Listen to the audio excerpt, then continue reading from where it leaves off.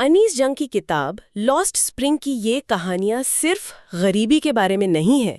ये हमें एक बहुत बड़े और मुश्किल सवाल पर सोचने को मजबूर करती हैं कि गरीबी और शोषण का जो दुष्चक्र है उसे तोड़ने के लिए ज़्यादा ज़रूरी क्या है, व्यवस्था में एक बड़ा बदलाव या फिर किसी एक इंसान का हिम्मत भरा सपना। बिल्कुल। और आज हम इन्हीं दो ताकतों की आप कह सकते हैं पड़ताल करेंगे। एक तरफ है वो सिस्टम, वो ढांचा जो पीढ़ियों से लोगों को एक ही जगह पर जकड़े हुए हैं, और दूसरी तरफ है इंसान की वो जिजीविशा, वो उम्मीद जो हर सुबह एक नई कोशिश करती है।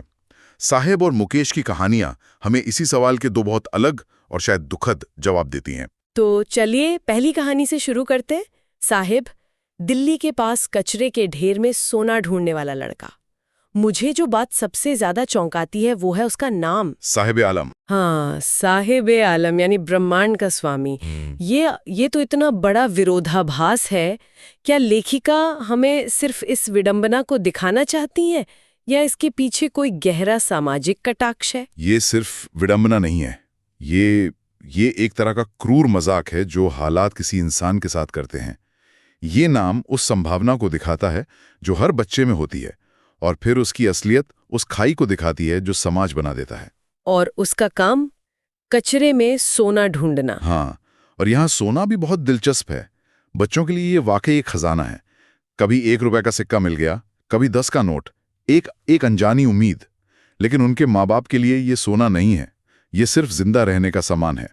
कचरा उनके लिए रोज की रोटी, सर पे एक छत, चाहे वो टपकती ही क्यों ना हो। आपने जिंदा रहने की बात की, इसी से जुड़ा एक और पहलू है इन बच्चों का नंगे पैर रहना। जब लेखिका उनसे पूछती हैं तो वो कहते हैं कि ये एक परंपरा है। लेकिन क्या ये वाकई एक परंपरा है या फिर अपनी लगातार बनी हुई गरीबी को छुपाने या उसे स्वीकार कर लेने का एक तरीका है? ये एक बहुत जरूरी सवाल है। परंपरा कह देना वो सबसे आसान जवाब है। ये उस असुविधाजनक सच्चाई पर पर्दा डाल देता है कि उनके पास जूते खरीदने के पैसे नहीं हैं। लेखिका यहाँ उडुपी के एक पुजारी के बेटे की कहानी का जिक्र करती हैं, जो सालों पहले मंदिर में एक जोड़ी जूते के लिए प्रार्थना करता था। 30 साल बाद लेखिका जब वहां वापस जाती हैं तो देखती हैं कि नया पुजारी और उसका बेटा वो जूते पहनकर स्कूल जा रहा है। मतलब कुछ लोगों के लिए वक्त बदला है, हालात सुधरे हैं, लेकिन साहिब और उसके जैसे लाखों बच्चों के लिए वक्त उसी गरीबी के बिंदु पर ठहर गया है। उनके लिए नंगे पैर रहना परंपरा नहीं, एक स्थायी हकीकत है। और ये हकीकत सीमापुरी जैसी जगहों पर बसती है। किताब में लिखा है, सीमापुरी दिल्ली के किनारे पर है, पर उससे मीलों दूर। ये सिर्फ किलोमीटर का फासला नहीं है ना? इस लाइन का असल मतलब क्या है? इसका मतलब है कि आप देश की राजधानी के इतने करीब होकर भी विकास और नागरिक सुविधाओं से पूरी तरह कटे हुए हैं।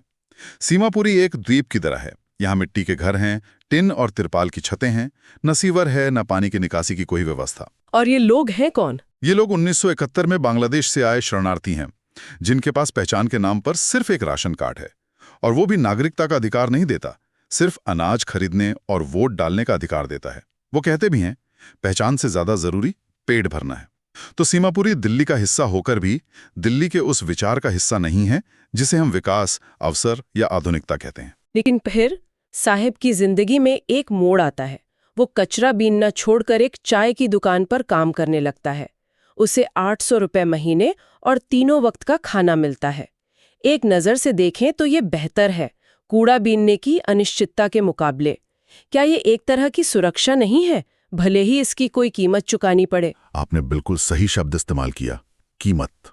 हाँ, ये एक तरह की सुरक्षा है, लेकिन इसकी कीमत है आज़ादी। लेखिका देखती है कि साहिब के चेहरे से वो बेफिक्र अंदाज गायब हो गया है। जब वो कचरा बीनता था तो उसका प्लास्टिक का थैला उसका अपना था, उसका मालिक था। वो अपनी मर्जी का मालिक था। बिल्कुल, जब चाहे काम पर जाता, जब चाहे रुक जाता। लेकिन अब उसके कंधे पर जो स्टील का कनस्तर है वो दुकान के मालिक का है। और लेखिका कहती हैं कि वो कनस्तर उस प्लास्टिक के थैले से कहीं ज्यादा भारी लगता है। ये सिर्फ वजन का भारीपन नहीं है, ये जिम्मेदारी और किसी और के अधीन होने का बोझ है। उसने अपनी मर्जी खो दी है। उसका बचपन जो थोड़ा बहुत कचरे के ढेर में बचा था, वो स्टील के कनस्तर के बोझ तले दब गया है। तो साहिब की कहानी हमें दिखाती है कि कैसे जिम्मेदारियों का बोझ और सिस्टम का दबाव एक बच्चे की आज़ादी छीन लेता है। लेकिन क्या इस घुटन भरे माहौल में कोई बच्चा सपने देखने की हिम्मत कर सकता है? इसी सवाल का जवाब ढूंढने के लिए हमें फिरोजाबाद चलना होगा, जहां मुकेश नाम का एक लड़का ठीक यही करने की कोशिश कर रहा है। हाँ, और मुकेश की कहानी की शुरुआत ही एक विद्रोह से होती है। वो कहता है, मैं मोटर मैकेनिक बनूंगा।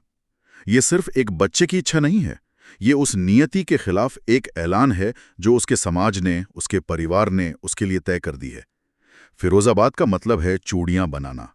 वहां पैदा होने वाले बच्चे के हाथ में खिलौनों से पहले कांच के टुकड़े आ जाते हैं। ऐसे में किसी और चीज का सपना देखना ही अपने आप में एक बहुत बड़ी बात है। इस सपने को फिरोजाबाद के माहौल में रखकर देखना जरूरी है। ये भारत के कांच उद्योग का केंद्र है, जहां लगभग 20,000 बच्चे गैर कानूनी तौर पर गर्म भट्टियों के सामने काम करते हैं। अंधेरी कोठरियों में, जहां अक्सर वो अपनी आंखों की रोशनी वयस्क होने से पहले ही खो देते हैं। ये तो एक संगठित अपराध जैसा लगता है। यह एक संगठित व्यवस्था है जो अपराध को सामान्य बना देती है। जब लेखिका मुकेश के घर जाती हैं, तो वहां का माहौल इस घुटन को और साफ कर देता है। बदबूदार कलियां, टूटे फूटे घर के अंदर मुकेश की भाभी है, जो उम्र में बहुत छोटी है, लेकिन उसके ऊपर 3 पुरुषों की जिम्मेदारी है। उसकी आंखें धुएं से भरी हैं। यहां आपको गरीबी और परंपरा की परतें एक साथ दिखती हैं। अच्छा। वो घर की बहू है जिसे पर्दे में रहना है, बड़ों का सम्मान करना है, लेकिन घर चलाने का सारा बोझ भी उसी पर है। यहाँ शोषण सिर्फ आर्थिक नहीं, सामाजिक और लैंगिक भी है। और इस सब के ऊपर है कर्म, यानी भाग्य का सिद्धांत। मुकेश की दादी कहती हैं, ये उसका कर्म है, उसका भाग्य। क्या ये सिर्फ एक धार्मिक मान्यता है, या फिर पीढ़ी दर पीढ़ी चली आ रही हताशा को सही ठहराने का एक मनोवैज्ञानिक तरीका है? क्या लोग इसे इसलिए मानते हैं क्योंकि उनके पास कोई और विकल्प सोचने की हिम्मत ही नहीं बची? ये एक बहुत गहरी बात है। जब आप सालों तक एक ही दमनकारी व्यवस्था में रहते हैं और उससे बाहर निकलने का कोई रास्ता नहीं दिखता, तो आप उस हकीकत को स्वीकार करने के तरीके ढूंढ लेते हैं। कर्म या भाग्य का सिद्धांत उस हताशा को एक आध्यात्मिक जामा पहना देता है। उसे एक वजह दे देता है। बिल्कुल। ये कहने जैसा है कि इसमें हमारा दोष नहीं है, ये तो लिखा ही ऐसा था। ये उस दर्द को सहने लायक बना देता है। ये उस गुस्से को शांत कर देता है जो शायद व्यवस्था के खिलाफ एक विद्रोह बन सकता था। तो हाँ, ये एक मान्यता से ज्यादा एक मनोवैज्ञानिक कवच है। किताब में 2 दुनियाओं का जिक्र है। एक तरफ इन कारीगरों की दुनिया और दूसरी तरफ साहूकारों, बिचौलियों, पुलिस और राजनेताओं की दुनिया। ये सिर्फ 2 अलग-अलग वर्ग नहीं है, ये एक पूरा इकोसिस्टम है। ये मकड़जाल असल में काम कैसे करता है? ये एक क्लासिक दुष्चक्र है। साहूकार इन कारीगरों को इतना कर्ज देता है जिसे वो कभी चुका नहीं पाते, तो वो हमेशा उसके बंधक बने रहते हैं। बिचौलिए उनसे चूड़ियां बहुत सस्ते में खरीदते हैं और बाजार में महंगे में बेचते हैं, जिससे कारीगरों को उनकी मेहनत का फल कभी नहीं मिलता। और अगर कोई आवाज उठाए तो पुलिस है। अगर कोई कारीगर, जैसे कि कुछ नौजवान मिलकर एक सहकारी समिति बनाने की कोशिश करते हैं, तो पुलिस उन्हें ही अवैध काम करने के आरोप में पीटती है और जेल में डाल देती है। और राजनेता, वो इस पूरे सिस्टम को बदलने में कोई दिलचस्पी नहीं दिखाते, क्योंकि यही गरीब और असंगठित लोग उनका सबसे आसान वोट बैंक हैं। ये सब एक दूसरे को ताकत देते हैं और ये सुनिश्चित करते हैं कि कोई भी इस जाल से बाहर ना निकल पाए। और इस जाल के बीच में बनती हैं वो खूबसूरत चूड़ियां। एक तरफ सविता जैसी छोटी लड़की है जो मशीन की तरह काम कर रही है, जिसे शायद ये भी नहीं पता कि इन चूड़ियों का सुहाग के प्रतीक के तौर पे क्या महत्व है। और दूसरी तरफ वो बूढ़ी औरत है जिसकी कलाई में चूड़ियां तो हैं पर आंखों में रोशनी नहीं, और वो कहती है एक वक्त शेर भर खाना भी नहीं खाया। ये विरोधाभास दिल दहला देता है। और यही इन कहानियों का सबसे शक्तिशाली पहलू है। ये हमें उपभोक्ता के तौर पर सोचने पे मजबूर करता है। समाज की सुंदरता, कला और परंपरा, जैसे कि शादी में पहने जाने वाली चूड़ियां, ये अक्सर किसी के शोषण और गुमनामी की नींव पर टिकी होती हैं। उन चमचमाती चूड़ियों के पीछे अंधेरी कोठरियां हैं और उन रंगों के पीछे बेरंग जिंदगियां हैं। इन सब के बावजूद मुकेश का सपना जिंदा है। वो कहता है कि वो गैरेज तक पैदल जाएगा, लेकिन जब लेखिका उससे पूछती है कि क्या वो हवाई जहाज उड़ाने का भी सपना देखता है, तो वो चुप हो जाता है। उसकी ये चुप्पी क्या कहती है? क्या उसके सपनों की भी एक सीमा है? हाँ, और ये बहुत मार्मिक है। उसकी चुप्पी हमें बताती है कि हमारे सपने भी हमारे माहौल से बंधे होते हैं। उसने फिरोजाबाद की सड़कों पर कारों को दौड़ते देखा है, इसलिए वो मोटर मैकेनिक बनने की कल्पना कर सकता है। लेकिन हवाई जहाज, वो उसकी दुनिया का हिस्सा नहीं है। वो तो बस कभी कभार ऊपर से गुजर जाते हैं। उसका सपना एक विद्रोह है, लेकिन ये एक यथार्थवादी विद्रोह है। ये एक चिंगारी जरूर है, लेकिन ये अभी भी उस अंधेरी कोठरी की दीवारों से घिरी हुई है। फिर भी ये एक चिंगारी है, और यही बात इसे साहिब की कहानी से अलग बनाती है। तो इन दो कहानियों के जरिए हमने एक ही सिक्के के दो पहलू देखे। बिल्कुल।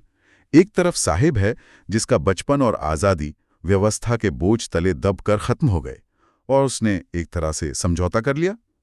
दूसरी तरफ मुकेश है, जो उसी दमनकारी व्यवस्था के बीच एक छोटा सा ही सही पर अपना सपना बचाने की लड़ाई लड़ रहा है। बिल्कुल, मुकेश का मोटर मैकेनिक बनने का सपना साहस की एक झलक है, जबकि साहिब अपनी आज़ादी खो चुका है। और ये सब हमें एक गहरे सवाल के साथ छोड़ जाता है, जो सिर्फ इन बच्चों के बारे में नहीं बल्कि हम सब के बारे में है।